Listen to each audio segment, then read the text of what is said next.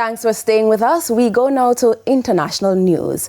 Prince Harry is being sued by the charity he co-founded 20 years ago in Africa in honor of his late mother, Princess Diana.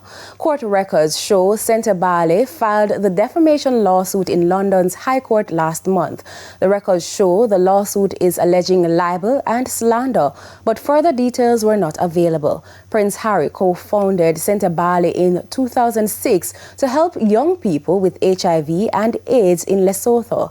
In a statement on its website, Centre Bale says Mark Dyer, who is a former trustee at the charity, is another defendant in the lawsuit. The statement accuses the pair of being the architects of an adverse media campaign. Prince Harry quit the charity last year following a dispute between trustees and the chair of the board. A spokesman for Prince Harry and Dyer says both men categorically reject the claims. The Primetime News package continues with sports right after this break.